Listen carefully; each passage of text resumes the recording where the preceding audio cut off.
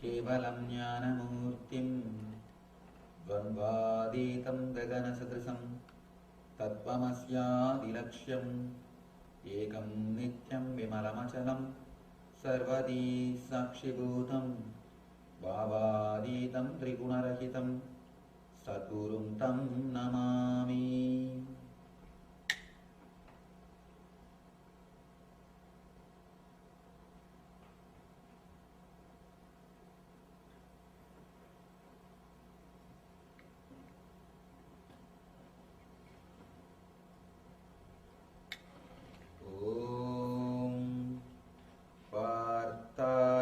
प्रतिबोधितां भगवतां नारायणेन स्वयं व्यासेन ग्रथितां पुराणमुनिनां मध्ये महाभारतम् अद्वैतामृतवर्षिणीं भगवतीम् अष्टादशाध्यायिनीम् अम्बत्वा मनुसन्ददामि भगवद्गीते भवद्वेषिणीम्.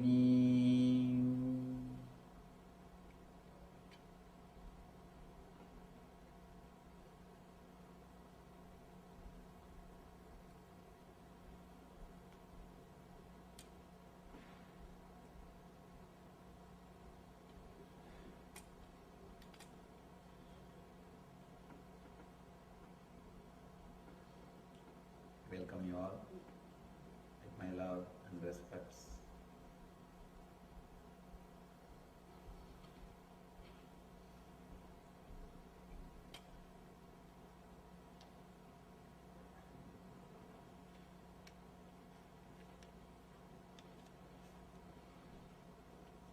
Fourth chapter of the Gita starts with a beautiful sloka.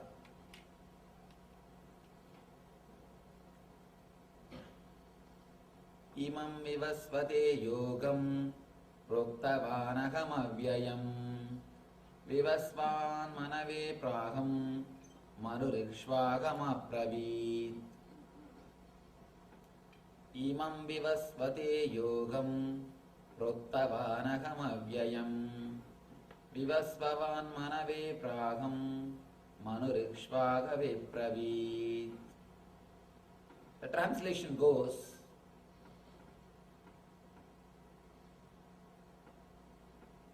Lord Sri Krishna says, I instructed this imperishable science of yoga to the sun god Vivasvan, and Vivasvan instructed it to Manu, the father of mankind, and Manu in turn instructed it to Ishvagu.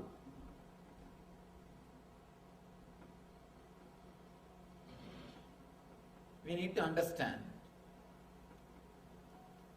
Krishna is just 32-year-old when he gives this statement.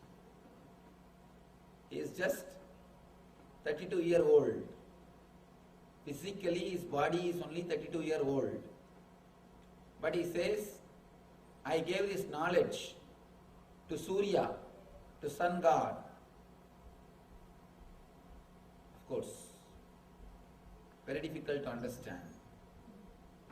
With logic, you cannot understand this statement. With ordinary logic, which you are using in your daily life, you cannot make any meaning out of this statement. And he goes on.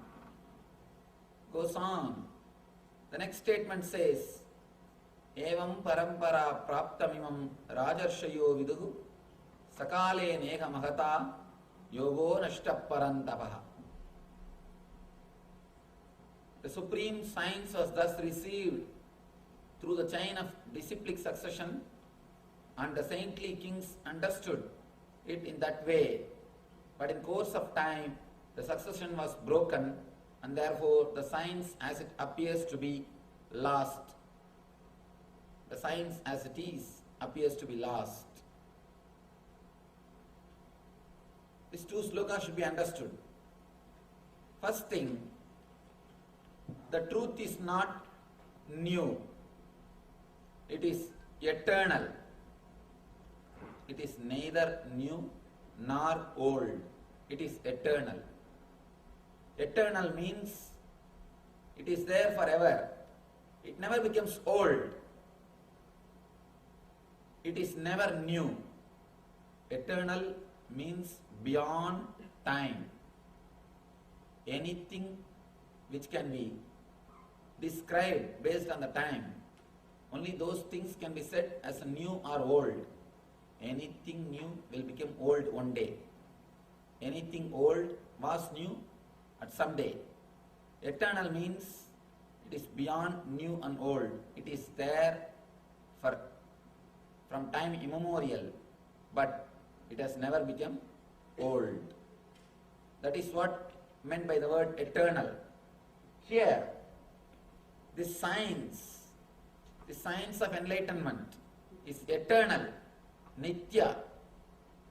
It is neither new nor old. The science which we learnt yesterday, or the science which he is going to explain further. Yesterday he gave the first glimpse, the first thing to be understood. That's the first glimpse.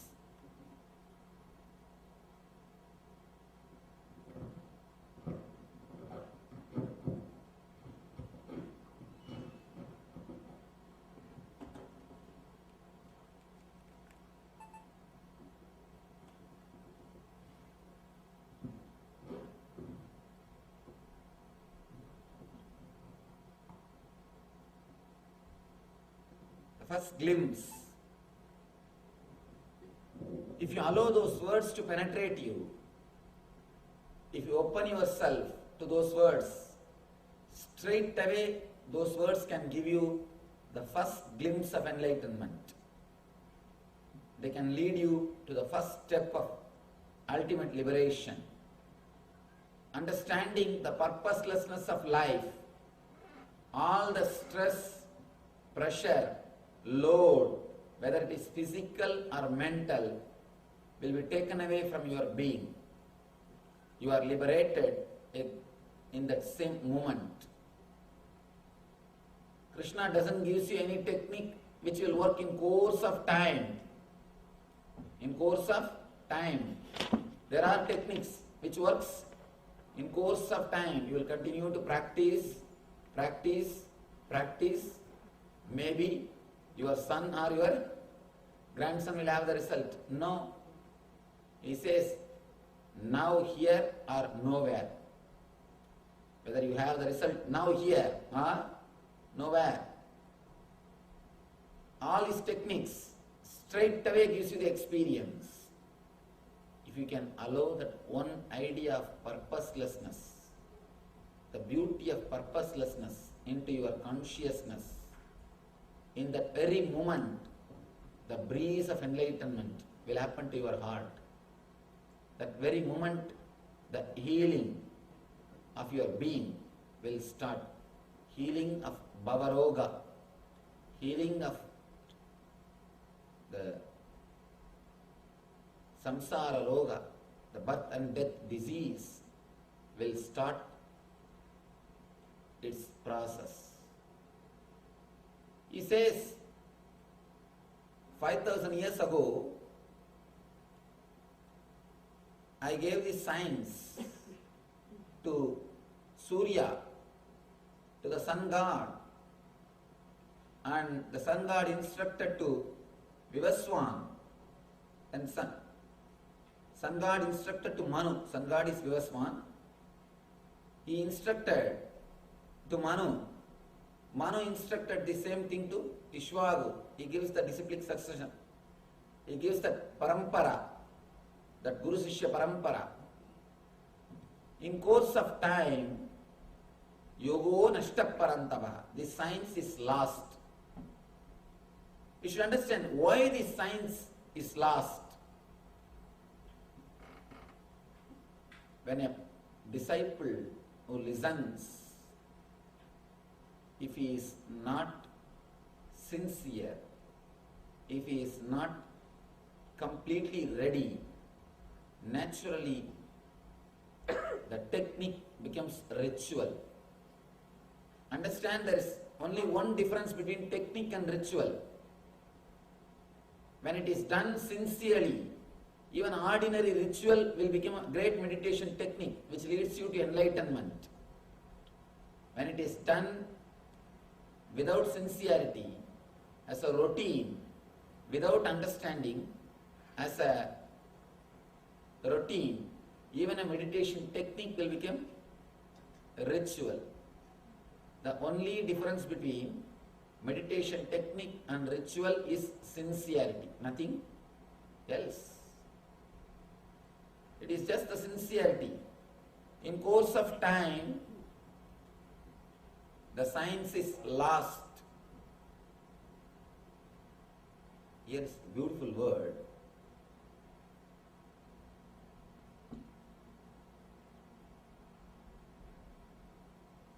The supreme science was taught, the supreme science was delivered.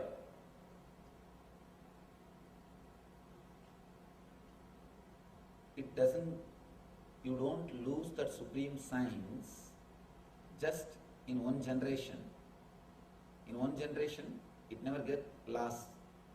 In course of time, somebody or other,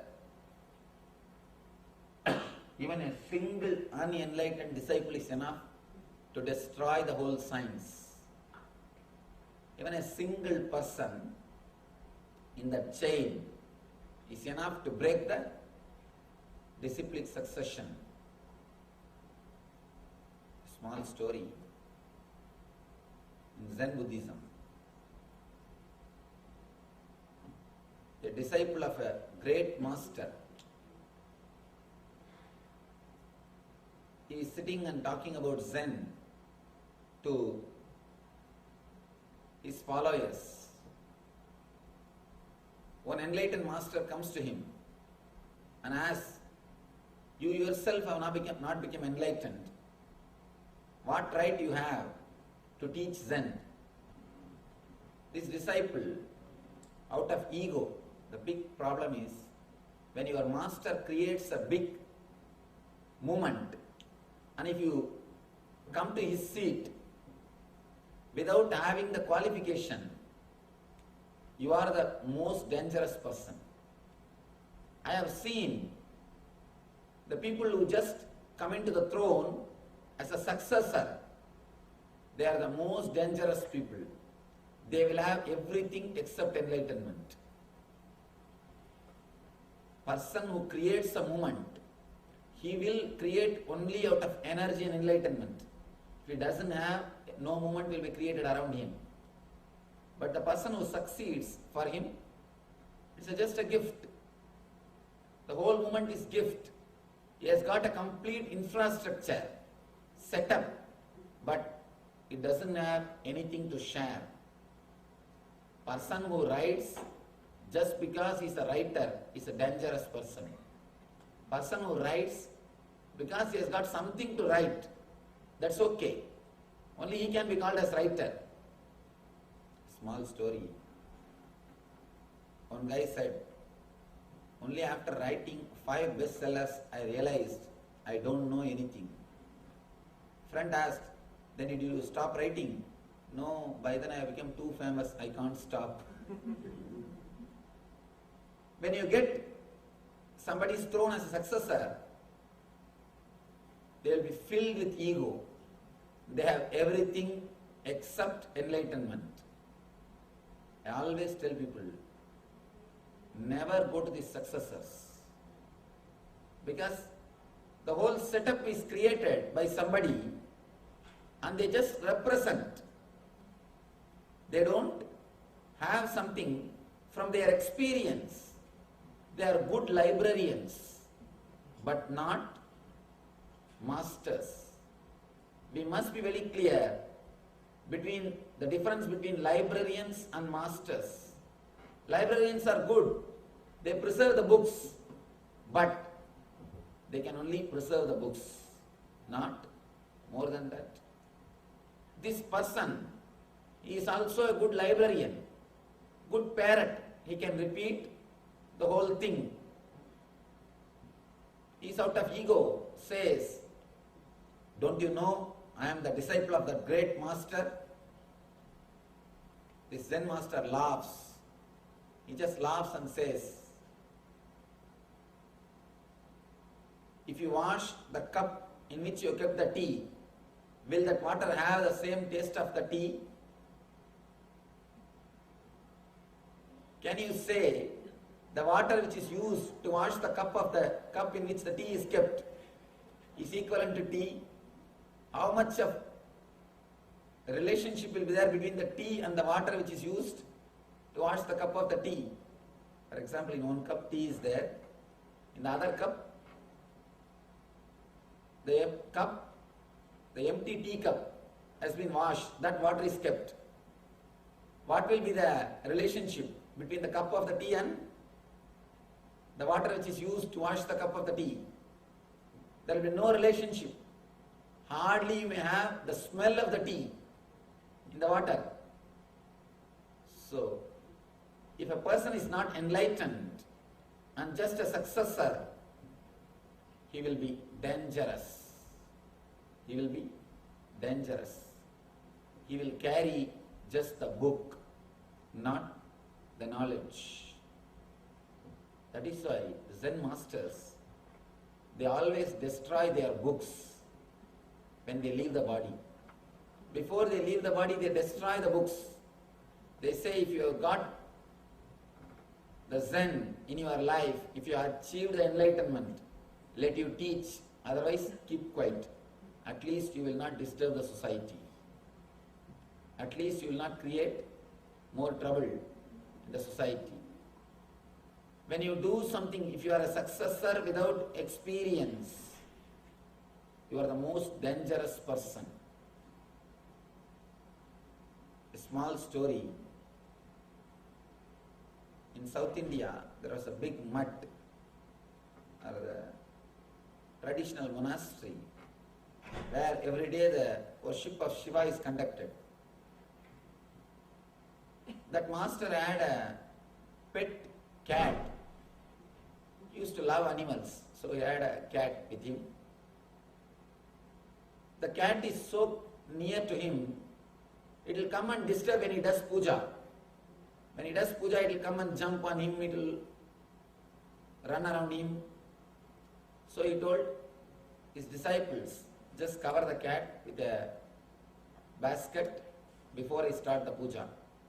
They caught the cat, covered the cat with a basket, the puja started.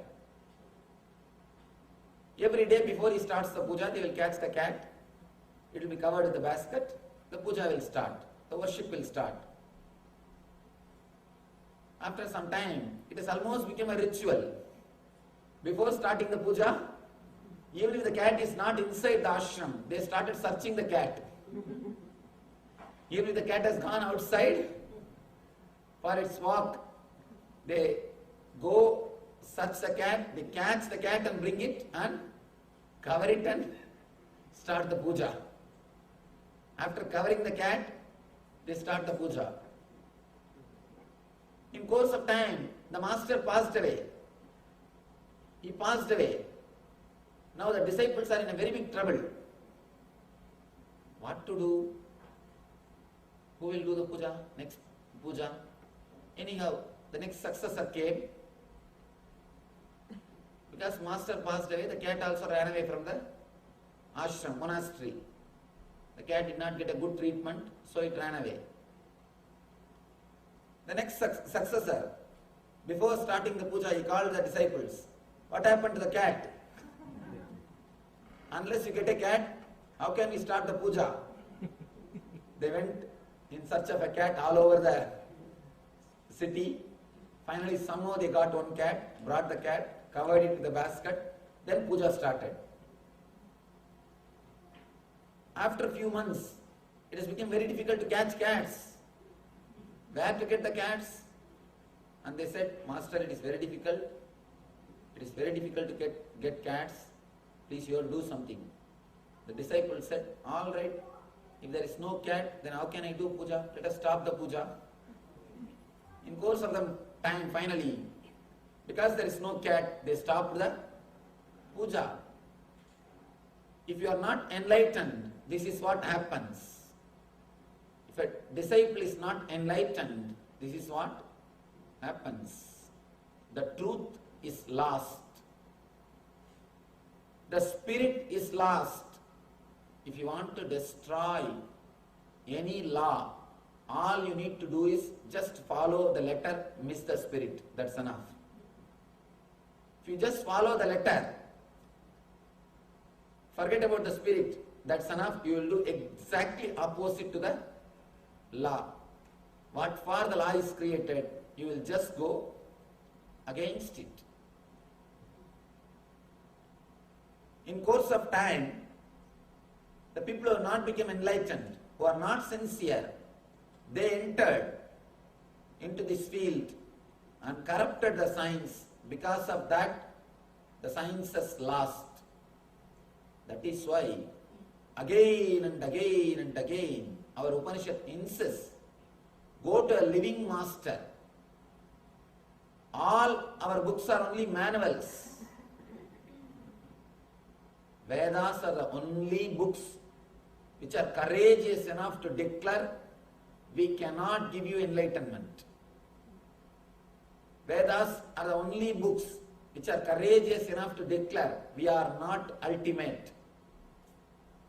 They say very clearly, we are only the manuals.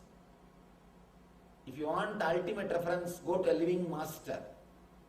All the medical books, in the end what they will say? Consult your family doctor. They will end with one line. All these things are only manuals. You can't take medicines just by reading a medical book. You can't take medicines from a person who is not a doctor. In India, compounders, the doctor's assistants, by and by after some time, they learn the trick of the trade. By now they know headache means yellow tablet, stomach pain, green tablet, and back pain, black tablet. They know the color of the tablet for particular disease. If you go and take medicine from compounder, sometime you may get healed, you may get the cure, but it is very dangerous. It is very dangerous. Taking medicine from compounder, learning from unenlightened master is one and the same. Going to unenlightened person and taking medicine from compounder is one and the same. Please be very clear. Compounder at the most, he may destroy your one body, your one life, but unenlightened master will destroy your lives after lives. He can destroy, misguide you. He can create trouble for lives after lives. Because even a single point, if it is lost, if you have missed, the whole thing is lost. Here Krishna says, Evam parampara praptam imam rajarshayo viduhu sakale neha mahata yogo nashtaparantapaha. One important thing, he says rajarshayo viduhu. This science is given to Raja Rishis, not just to the Rishis. The science which he teaches, yesterday if you would have attended, you know, the science is quantum spirituality, which gives you the material world and spiritual world both. That is why he says Rajarshayo Viduhu. Just Rishi means he will emphasize only on the inner world, inner space. Just king means he will emphasize only on the outer world, wealth. Here he says Rajarshayo Viduhu. Evam parampara praptam imam Rajarshayo Viduhu. The science is delivered to the king enlightened masters who are kings, only they can preserve the science as it is. Be very clear. Only an enlightened person who is king, or king who is enlightened person, can know the totality of spirituality. People again and again ask me, Swamiji, what should we do for poor? Give food and medicine for poor. Serve them. But only a rich man can understand spirituality. Be very clear, I am telling the honest truth. Poor man can understand religion. He can go and beg in front of God, but he can never understand the ultimate spirituality. Only a person who has seen the outer world completely, who knows there is nothing in the outer world, only he can enter into the inner world. Only he can enter into the inner space. If you still have hope about the outer world, you cannot experience the ultimate spirituality. You cannot experience the ultimate enlightenment. Only a king will be utterly frustrated. Only a king will be completely qualified to enter into enlightenment, because he knows there is nothing in the outer space which can fulfill him. He has seen everything. He has seen all possible comforts, all possible sense enjoyments, all possible so-called pleasures. Only he can enter into the spirituality honestly. If somebody who has not experienced the depression of success enters into spirituality, again he will be standing in front of God and begging, God, give me this, give me that. He may be a good religious person. From morning till night he will sit and do all the rituals, but he will never be a spiritual person. There is a very big difference between religious person and spiritual person. When you know God has got Shakti to give whatever you want, your religion starts. When you understand He has got Shakti to give what I want and Buddhi to when to give, you enter into spirituality. We all believe God has got Shakti to give what we want, but we don't trust He has got Buddhi also to give in the right time. We don't believe that. Only a person who has got Shakti, who trusts that God has got Shakti and Buddhi, can enter into the spirituality. Spirituality is ultimate luxury. Please be very clear. Being a spiritual person, that is why I always tell people, person who is poor means who has not experienced the comforts of the outer world. He can be a good religious person. He can stand in front of God and beg, pray, but only a person who has seen the outer world to the extreme, who is completely frustrated, completely experienced the depression of success, can turn towards the inner world, can become a healer. I always tell people, the person who understands the purposelessness of life, only he can heal himself and heal others. Only he can be a healer.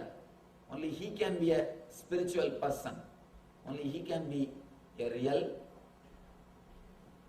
spiritual being. So here, Krishna uses the word Rajarshi. The person who has got inner space and outer space both. Only he can experience the truth of the totality. Of course, when some person who don't know or who is not sincere enough to realize this truth, when he enters into the system, he corrupts and his very presence destroys the system. So Krishna says, in course of time, it is lost. The next, Krishna says, Sayevayam mayaditye yoga prokta puradanaha bhaktosi me sagasedi ragasyam hedaduttamam. Beautiful sloka. Sayevayam mayaditya yoga prokta puradanaha bhaktosi me sagasedi ragasyam hedaduttamam. He says that very ancient science of the ultimate enlightenment or the entering into eternal bliss is today told by me to you because you are my devotee as well as my friend and can therefore understand the transcendental mystery of this science.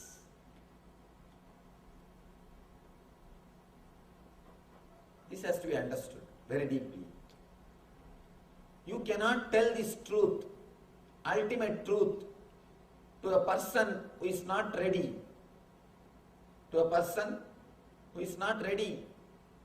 And truth told to a person who is not ready will create danger for himself and will disturb others also. Again and again, people ask me in our meditation programs. In many of our meditation programs, people ask me, Swamiji, please talk about your enlightenment. Talk about your spiritual experience. I never open my mouth. I'll never speak about my personal experience, spiritual experience, unless I know them or unless they are connected to me at least 6 months. I wait. People ask me, why don't you talk about this, Swamiji? Why don't you tell us about your spiritual experience? This is the reason. When you are not ready, if intimate experiences are shared, always we doubt two things. If you have courage, you will straight away question the experience. You will straight away question. You will say, this is just lie. This is a story. What are you talking? This cannot be truth. You will straight away oppose. If you don't have that much of courage, you will just take it, all right, one more story. I heard 1,000 stories here. One more story, leave it. Anyhow, after all, it is free. There is nothing else will happen.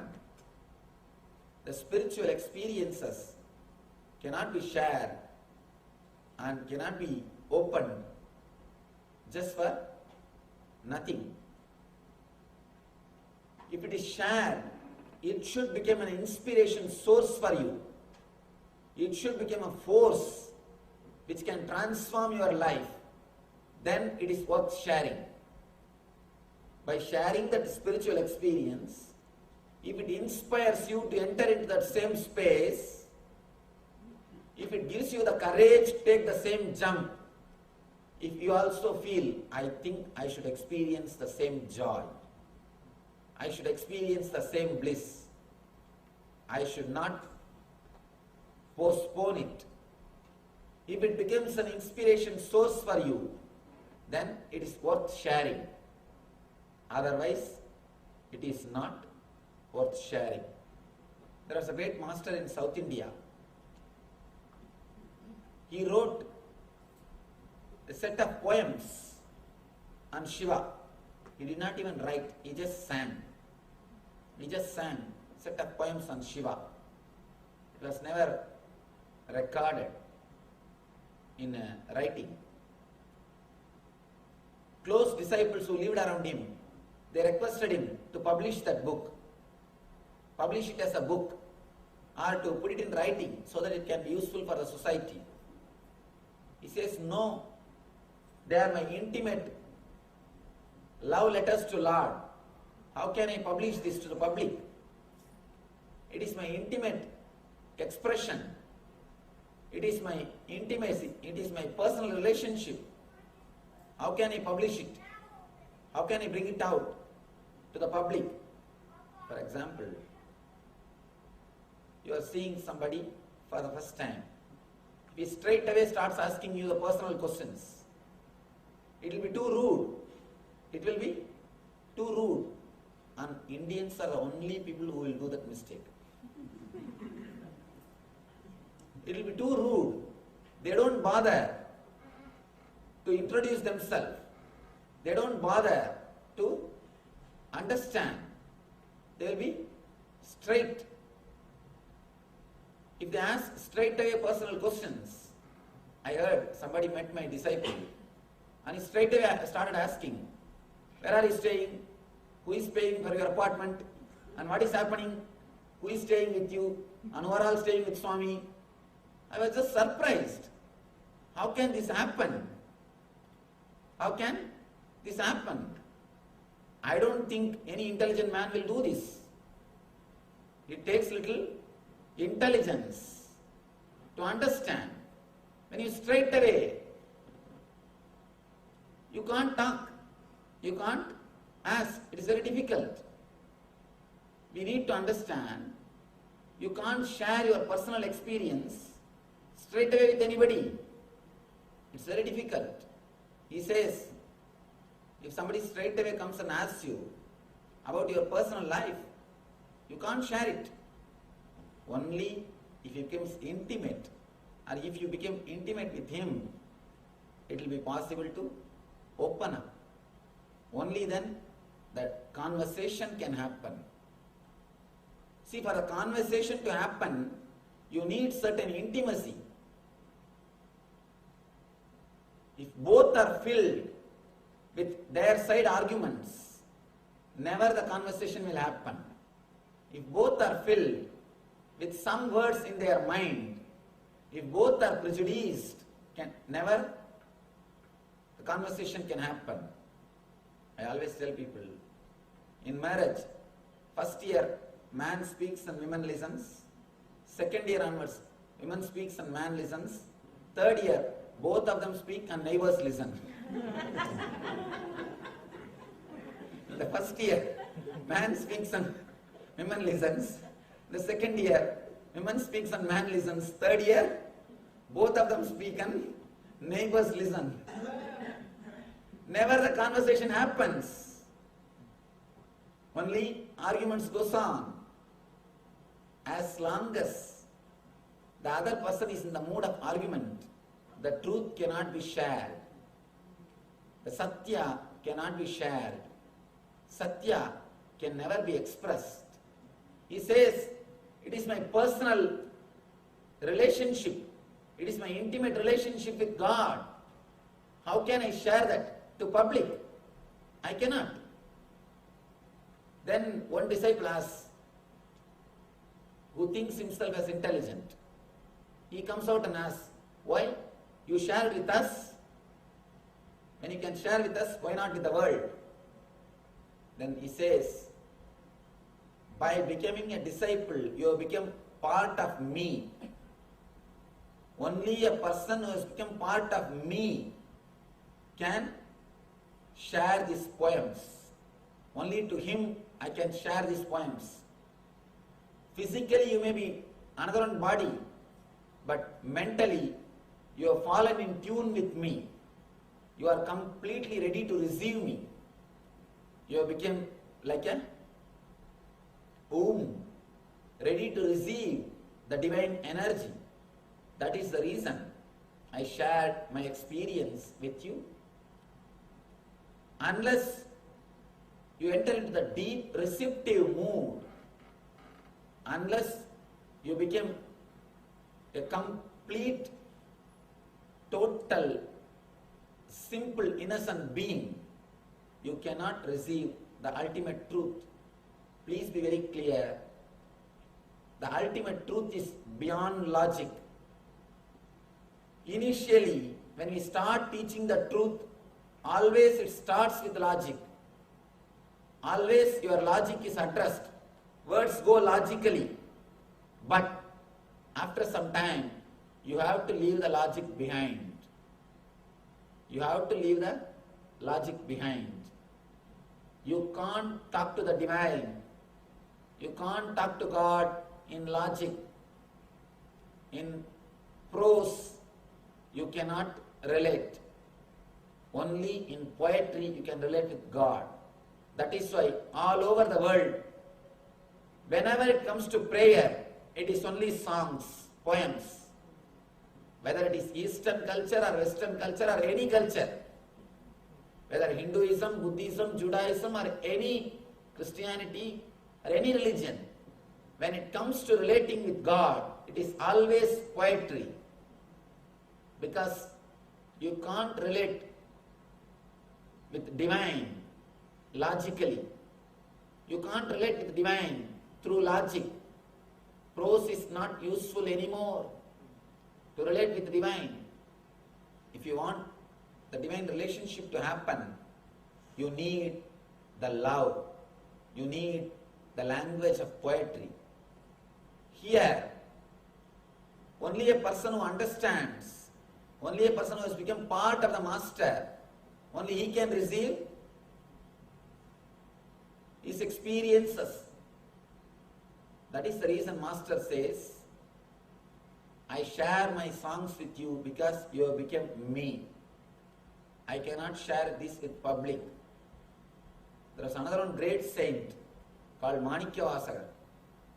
Throughout his life he sang about Shiva, but he never wrote, he never recorded the poem. It is only sung. It is just repeated by him, but never he recorded it. Manikyavasaka never wrote his poems. He always used to recite, that's all. Once Shiva himself comes down as an old man and he says, "Oh Manikyavasaka, I heard that you used to sing beautiful songs on Shiva. Why don't you recite them for me? I am your disciple." Manikyavasaka is in ecstasy. So in that ecstasy he starts singing everything. He himself records the whole thing. Shiva himself records, puts the songs in writing, and after recording he puts a signature. Recited by Manikyavasaka, written by Ambalavanam, the Shiva himself, and puts the leaf at the feet of, at the entrance of the temple and disappears. Next day morning the priests see the leaves. Suddenly they realize the signature says, Manikyavasaka recited, I myself recorded this. Till the end, till his death, he never recorded. Then all the disciples go and ask him, "Oh Master, please give us the meaning. Please explain the meaning for all these songs." And he straightaway walks into the temple and says, he is the meaning for the whole song. He shows the Lord and says he is the meaning, and walks into the deity and disappears into the God, into the divine. Beautiful symbolic representation. This story is a beautiful symbolic representation. He becomes one with the divine. Till the end, he never recorded. Only somebody else recorded. It is so beautiful. God himself came down and recorded. Unless you become part of the master, it is very difficult to understand his message. That is why Krishna says, Arjuna, the supreme science, the technique of entering into the eternal bliss is today told by me to you because you are my devotee as well as my friend. You are my devotee as well as my friend, and can therefore understand the transcendental mystery of this science. It cannot be told to the person who is not ready. And one more thing, when you speak the ultimate truth to the person who is not ready, it leads to many troubles. Not only he doesn't understand, and he starts creating trouble for others. With the right person, even lie will do good to the society. In the wrong hands, even truth will do harm to the society. To whom it is delivered is important than how much it is truth or lie.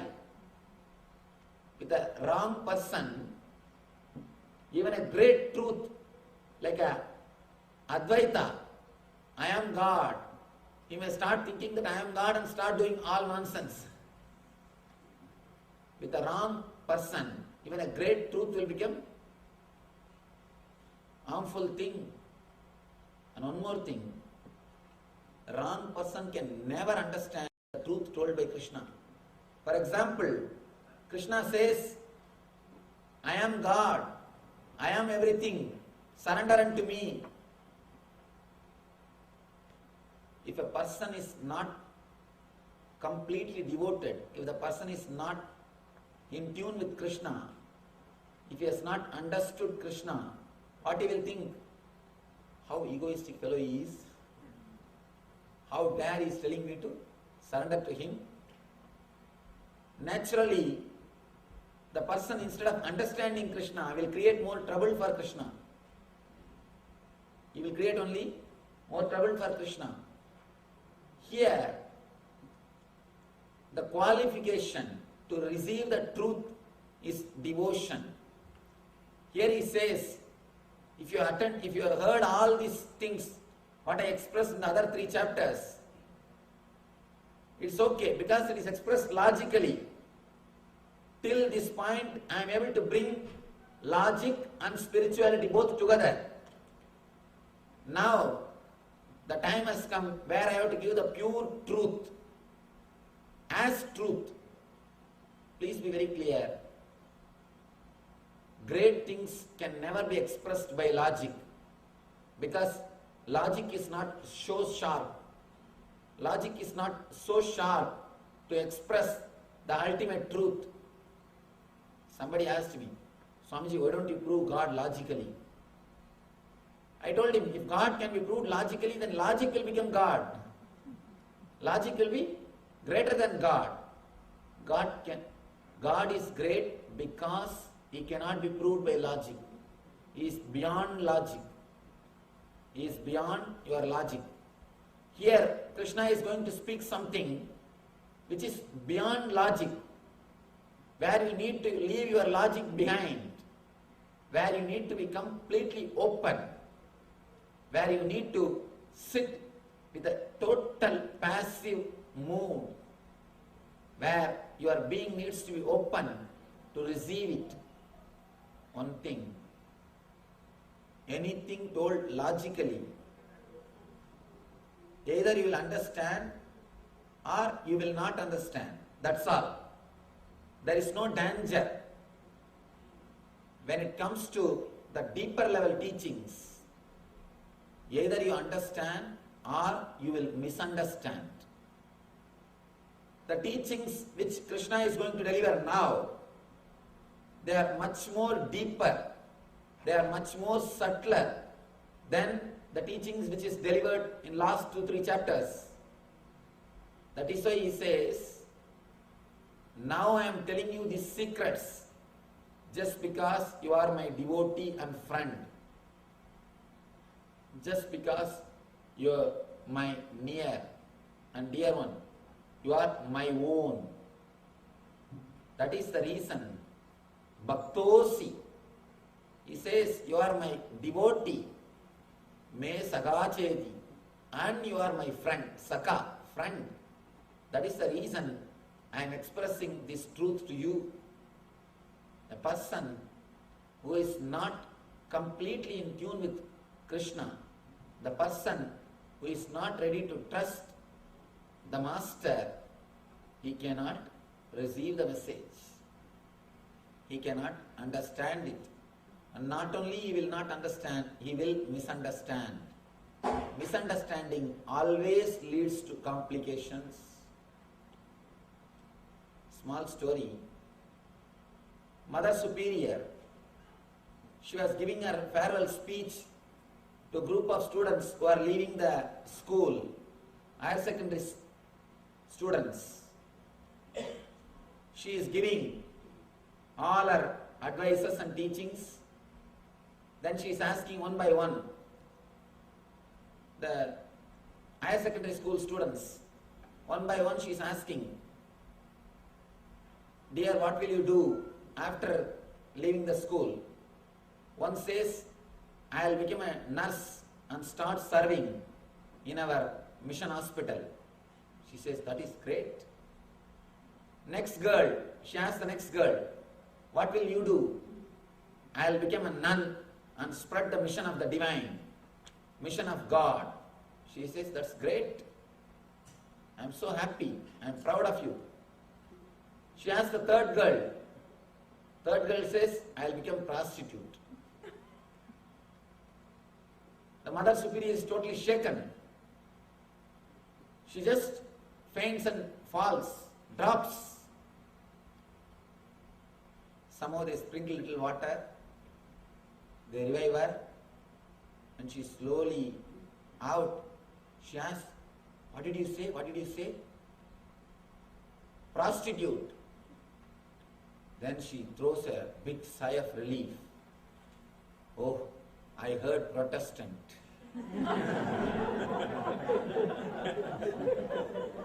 When you don't hear the words properly, you are always in trouble. She is ready.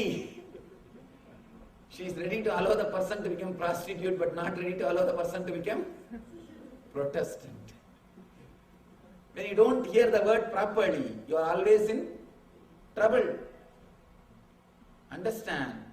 Now Krishna is entering into the deeper level truths where you need to relax little from your logic, where you need to come down from your head to the heart, where you need to sit with your whole being and listen the truth. And if these truths are heard without the complete openness, not only you will not understand, you will misunderstand. Misunderstanding these truths can lead to many complications. So Krishna gives a warning. Here Krishna gives warning. Ragasyam hedaduttamam. I am telling you these secrets, the mysterious science of realizing the ultimate, O my dear friend and devotee Arjuna. So now let us enter into the science which is taught by Krishna. Vasudeva sudam devam gamsachanuramardanam devagi paramanandam Krishnam vande jagadgurum.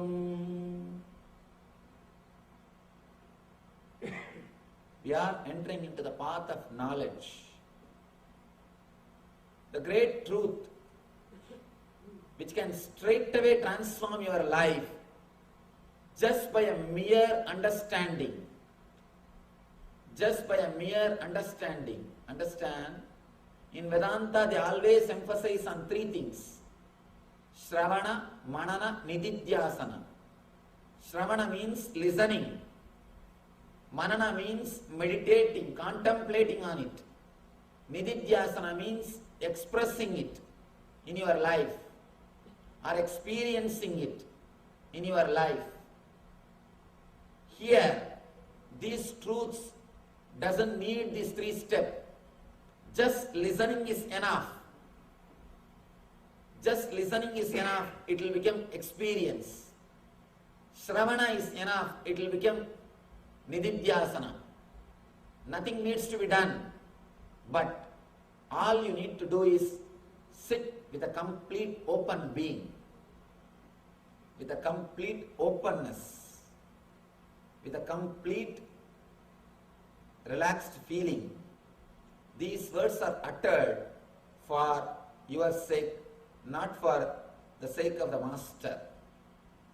So, just please take few minutes to meditate on the Sri Krishna, the great enlightened master, and pray to him. Let him allow his words to penetrate our being. Let him reside in our consciousness. Let him lead us to eternal bliss.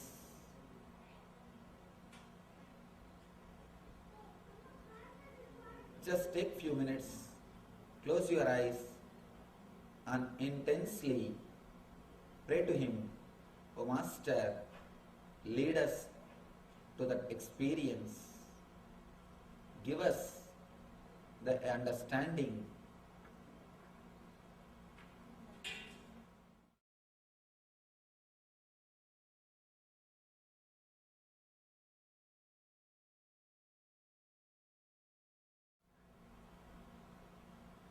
Let him be in our inner space, enlightening our consciousness.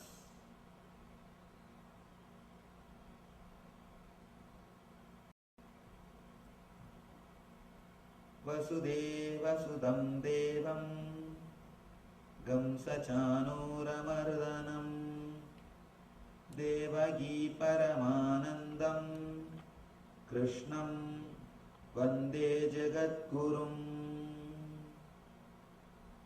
Tavakatamritam tapta jivanam Kavivirididam kalmashabhagam Shravanamangalam Srimadadadam Bhuvigrunandide Bhuridajana.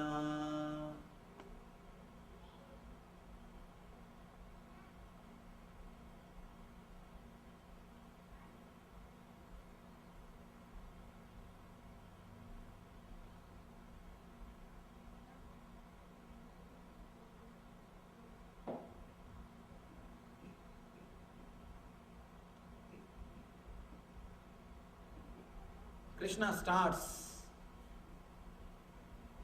his message. Here is a question by Arjuna, to which he responds. His message is delivered as a response to this question. Aparam bhavado janma param janma vivasvataha kadamedat vijaniyam Tvamadau proktavanidhi. Arjuna says, O Krishna, the sun god is Vivasvan, is senior by birth to you. How am I to understand that in the beginning you instructed these signs to him? This shows still Krishna needs to get mature. Still Krishna needs to have maturity. Still Arjuna needs to get the maturity. He is asking, the sun god is senior to you by birth. He is so senior. How am I to understand that in the beginning you instructed these signs to him? Arjuna and Krishna are almost equal in their age. Suddenly Krishna says, I gave these signs thousands of years ago to Surya. Very difficult to understand. And moreover, Arjuna lived with Krishna for a long time. He knows, he has seen the human side of Krishna, playing and all Krishna Leelas, all Krishna's dramas, all Krishna's moods. He has seen him more like a human being. So now, it is very difficult for Arjuna to believe the same exact trouble which all disciples undergo. Disciples who live around enlightened masters, the trouble which they undergo, the exact same trouble. Very difficult to understand the divine descending and walking in the planet Earth in a human form. The Arjuna is struggling to understand. Arjuna is not able to relate. How can divine descend? What is happening? How can Krishna declare, thousands of years ago, I gave these signs to Surya? It's very difficult. Suddenly, for example, I suddenly tell, 100 years ago, I only taught all these things to some enlightened master. How you will feel? Very difficult to grasp. Suddenly, if I make a statement, 100 years ago, I only taught all these things to the great masters who are there. Very difficult to believe.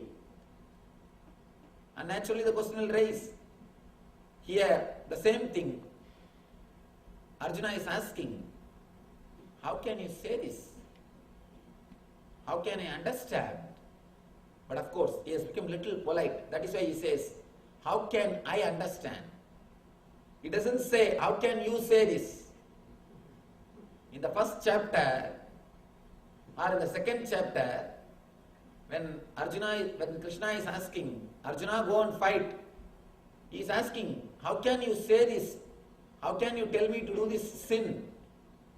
But now here he says, he has become little polite. He understood the truth little bit.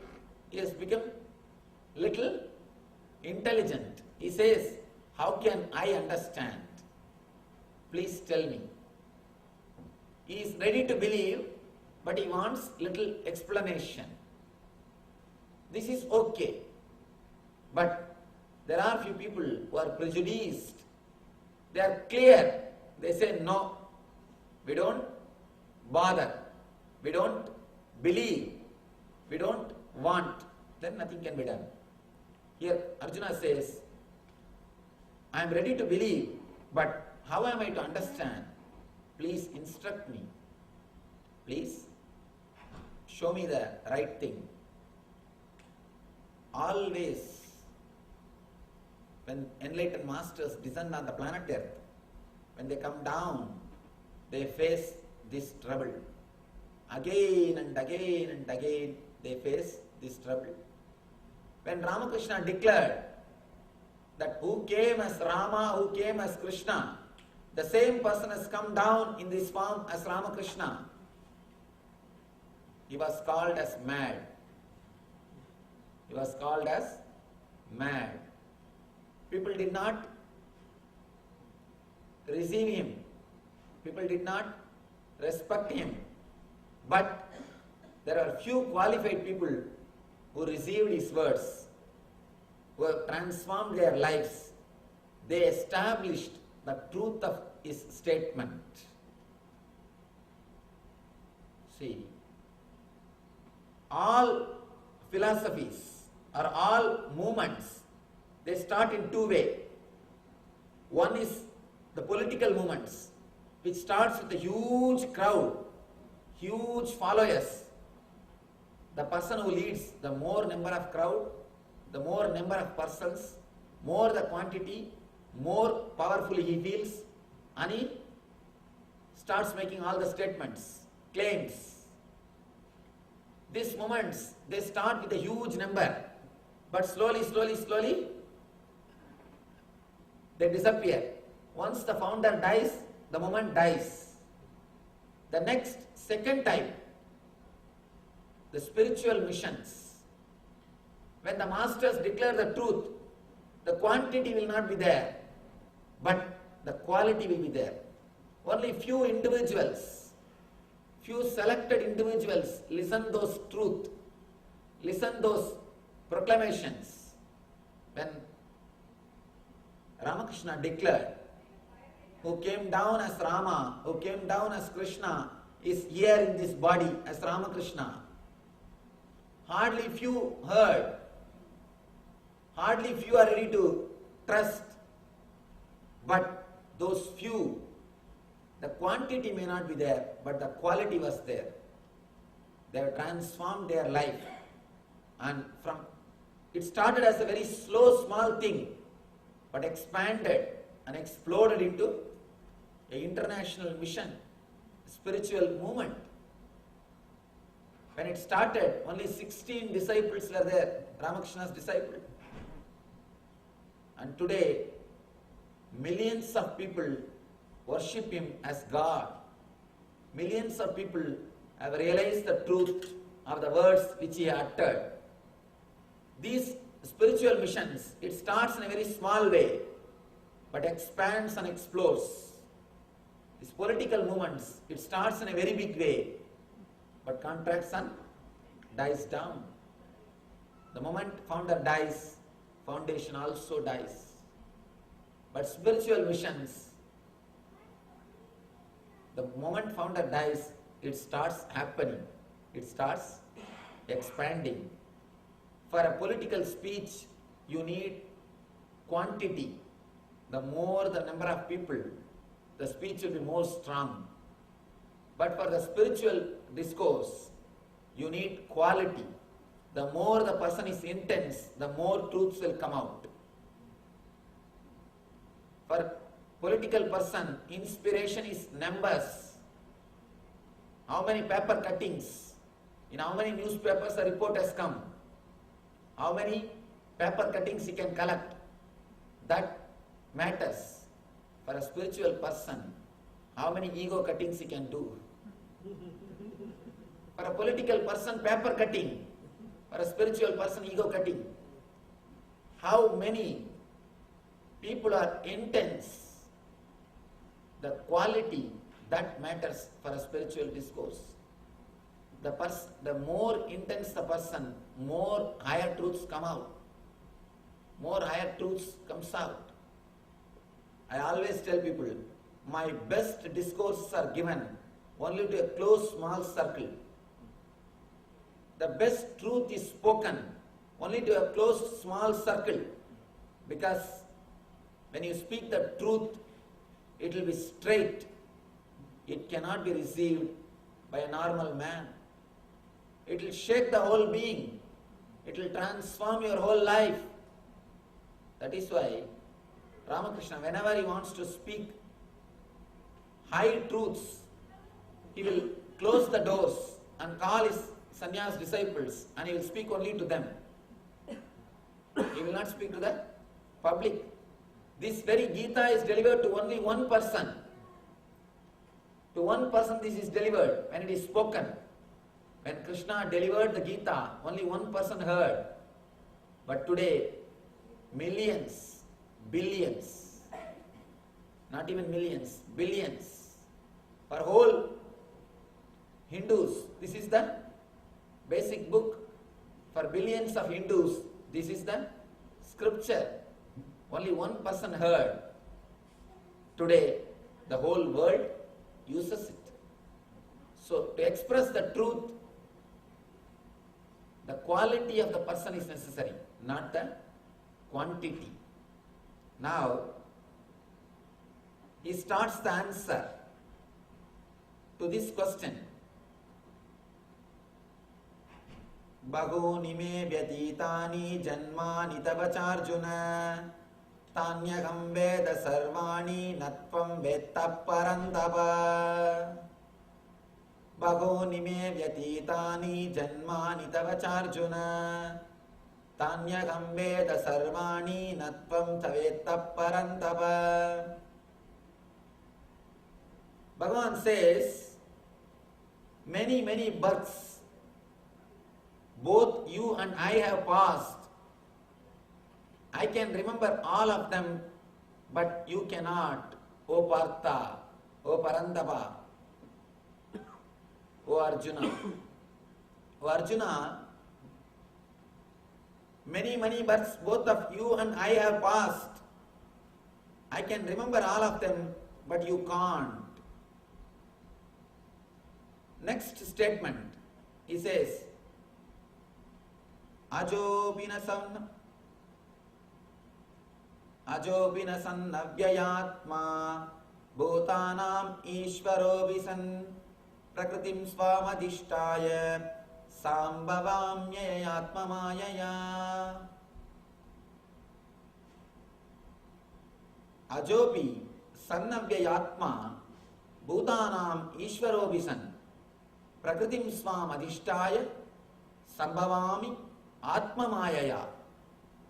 He says, although I am unborn, my transcendental body never deteriorates, and although I am the Lord of all living entities, I still appear in every millennium in my original transcendental form. He says, although I am unborn and my transcendental body never deteriorates, and although I am the Lord of all living entities, I still appear in every millennium in my original transcendental form.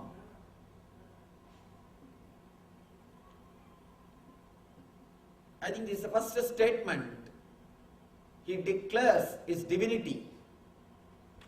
All this time, Krishna was playing only the role of Acharya, intellectually convincing the truth, intellectually giving the knowledge to Arjuna.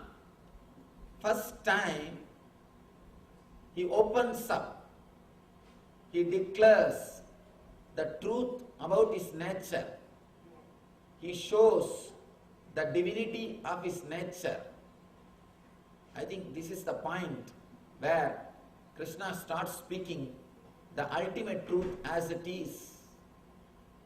Till then, I think he was a little shy to open up to Arjuna. When a disciple is not ready, you can't open up. You can't tell the truth. Now, the disciple is ready. So Krishna opens up.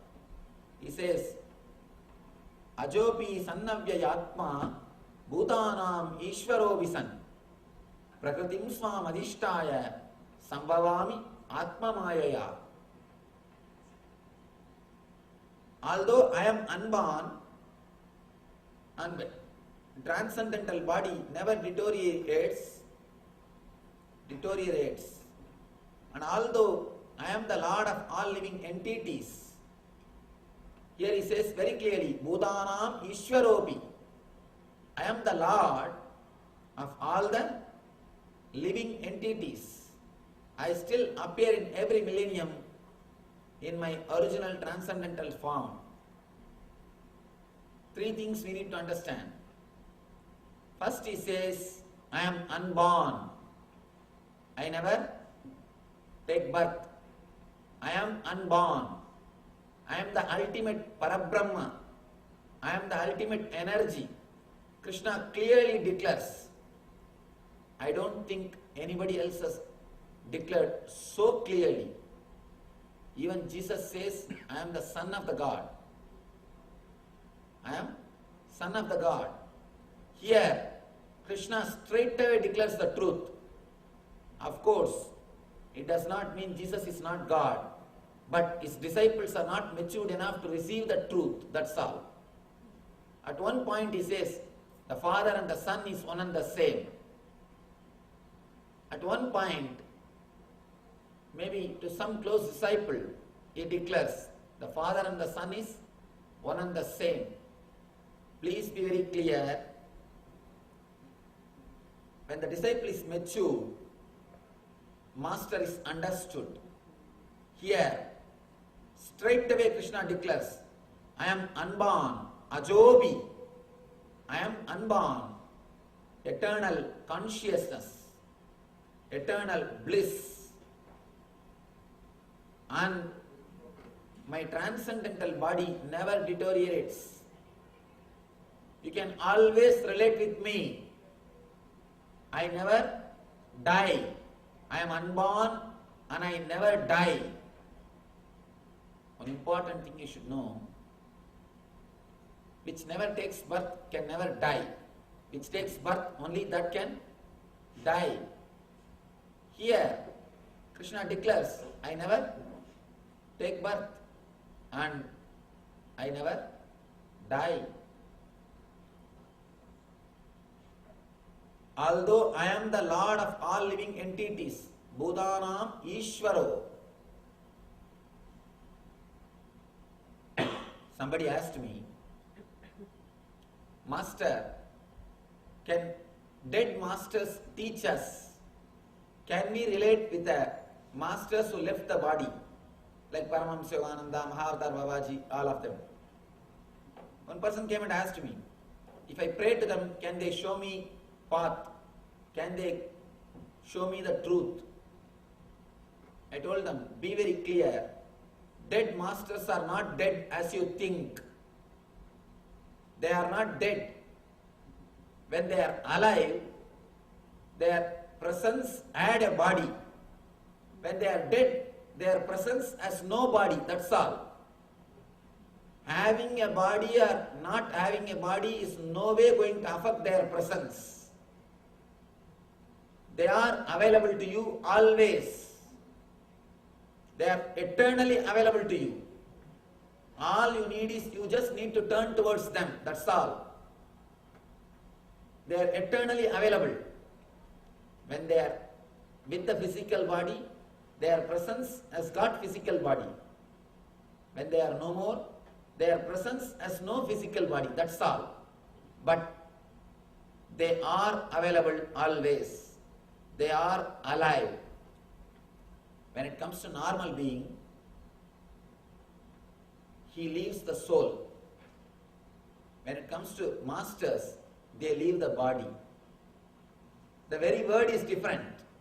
For a normal person, soul leaves. We say the soul left, or he leaves the soul. He dies. The life has left him. We say, for masters, they leave the body. So having a body or not having a body is no way connected to their presence. They are available to the planet Earth always. Always they are available to the whole humanity. I always tell people, it is very difficult to understand masters. Because when they have the body or not, when they don't have the body, both the time their presence is same. With intensity, if you go, even when they don't have the body, you will be able to relate with them. You can get the message. You will be able to talk to them. You will be able to relate with them. When you don't have intensity, sincerity, even if you meet the living master, you will miss him. With sincerity, even with the dead master, you will be able to have the truth. You will be able to achieve it. Without sincerity, even with the living master, you will miss it. You will miss it. Sometimes you will miss it. Understand? He says, I am the Lord of all the entities, but I still appear in every millennium in my original transcendental form. Sambhavami Atma Mayaya, taking my own Maya. Because of my Maya, I assume the body and come down. I assume the body and incarnate myself. He means he happens on the planet Earth again and again in so many forms to guide the people. But again and again we miss him. We are all conquerors of Buddha, conquerors of Krishna. We have conquered Ramakrishna. That is why we are here again on the planet Earth. Please be very clear. We conquer them. We conquer Ramana Maharishi. We conquer Ramakrishna. Even they can't do anything to us. That is why again and again we are here. We are here. Again and again we miss them. That is why again and again he has to come down. He has to come down again and again to the planet Earth to lift us, to show us the way, to guide us. The next statement,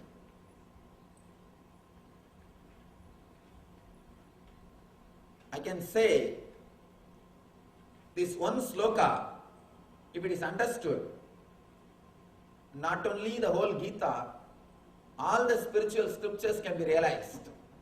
Here he declares, Yada yada hi dharmasya klanir bhavati bharata abhyudhanam adharmasya tadatmanam srujamyaham.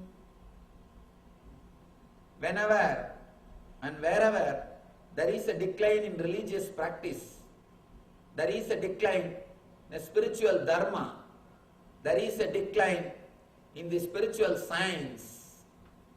O Bharata, predominant rise of negativity happens. At that time, I dissent myself. Whenever there is a decline in positive consciousness, whenever there is a predominant rise in a collective negativity, again and again, at that time, I dissent myself. There is one more sloka which we need to understand. We will study about this sloka together. Next, Paritranaya sadhunam vinasaya cha dushkritam dharma samsthavanarthaya sambhavami yuke yuke. To deliver the pious and to annihilate the miscreants, as well as to re-establish the principles of spirituality, the eternal consciousness, I myself appear dharma samsthavanarthaya, to establish the dharma of the eternal consciousness, science of the eternal bliss.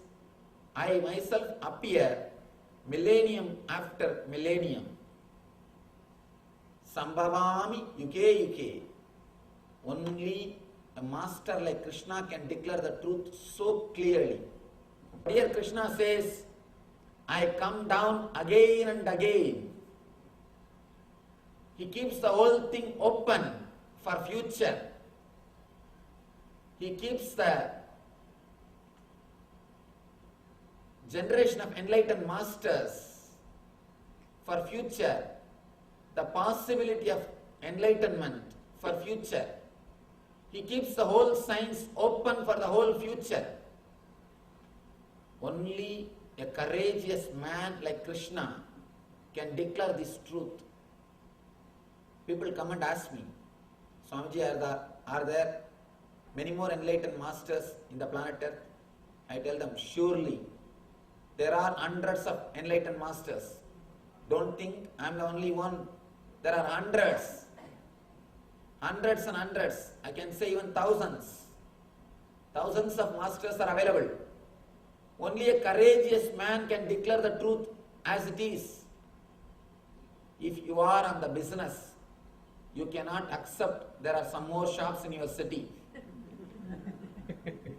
If you are on any business, you cannot give the address of some more shops in the city. Only if you are honest, you can declare, yes, there are so many things available. There are so many things available. Again and again people ask me this question. Swamiji, if I take initiation from you, can I go to other masters? I tell them, not only you can go, I encourage you should go. Pluck flowers from all the beautiful garden and make a beautiful bouquet. Pluck flowers from all the garden and make a beautiful bouquet for yourself. And your ego is such, even if thousands of people beat, it will not die. How can you expect it to die by one person? How can you expect the ego to die by one blow? So go wherever it is possible and learn the best things. Pluck flowers from all the gardens and make a beautiful bouquet for yourself.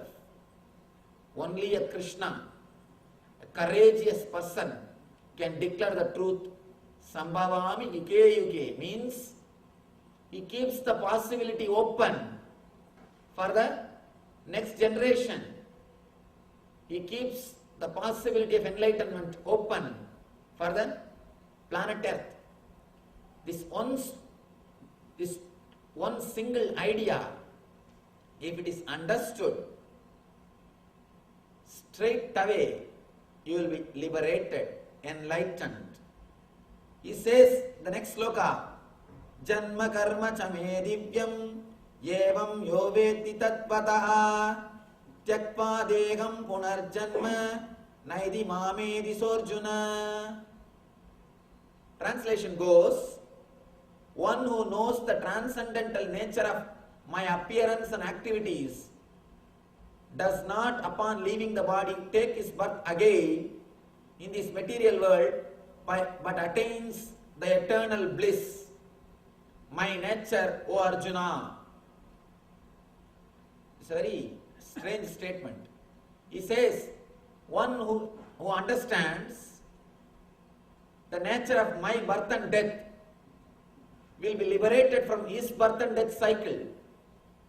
How can it be? He says, if you understand my transcendental nature of birthlessness and deathlessness, just now he said, I am birthless and deathless.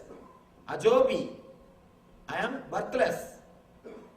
Just now he says, Ajobi san avyayatma, bhutanam ishwarobi san. He says, I am birthless and deathless. Now he says, if you understand the truth of my transcendental nature of appearance and activities, once you leave the body, you will not take birth and death. If you understand my transcendental nature, you will also achieve the same transcendental nature. If you understand that I don't take body, you will also realize you also don't take the body. If you understand I am liberated, you will realize you are also liberated. How